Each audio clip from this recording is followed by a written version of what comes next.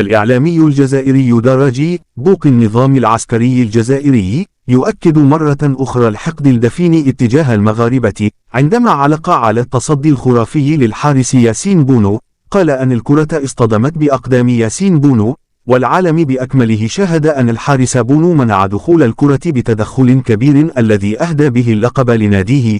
وهذا الكائن المكروه يكون الحقد الدفين للاعبين المغاربة ويتجنب الحديث حتى على موطنهم المملكة المغربية في كل مرة، لكن هذا التتويج شوكة في حلقه ينضاف إلى الإنجازات السابقة للكرة المغربية. أبدى المغربي ياسين بونو حارس إشبيلية سعادته بالتتويج بلقب الدوري الأوروبي على حساب نادي روما بعدما تألق وقاد فريقه للفوز بالمباراة بركلات الترجيح 4-1 إثر التعادل في المباراة 1-1، وأكد أنه عاش العديد من اللحظات مثل هذه ذكرته بكأس العالم، مشيرا إلى أن اللاعب المغربي يمكنه اللعب بأعلى مستوى والتتويج بالألقاب.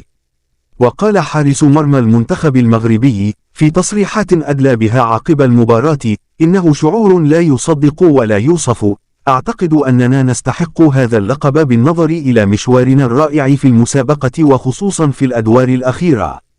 وأضاف: الحمد لله، بصراحة إنه فوز كبير، فالموسم لم يكن سهلا واللاعبون أكدوا أنهم كبار وأن الفريق كبير أيضا. نادي روما خصم قوي، والبرتغالي جوزيه مورينيو مدرب روما يدافع بطريقة جيدة، لكن فريقنا أظهر شخصيته الكبيرة، وكان بإمكاننا الفوز في الوقت الأصلي أو الإضافي من المباراة، لكننا كوفئنا في ركلات الترجيح.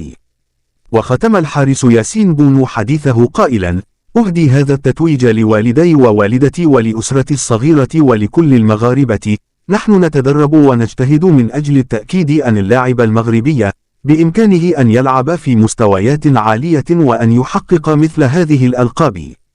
ووجه الحارس البلجيكي تيبو كورتوا حارس نادي ريال مدريد رسالة إلى صديقه بونو حارس إشبيلية بعد نهائي الدوري الأوروبي، وذلك بقوله في تغريدة عبر حسابه بموقع التواصل الاجتماعي تويتر: مبروك عليك يا صديقي، وأشار إلى حساب النجم المغربي ياسين بونو.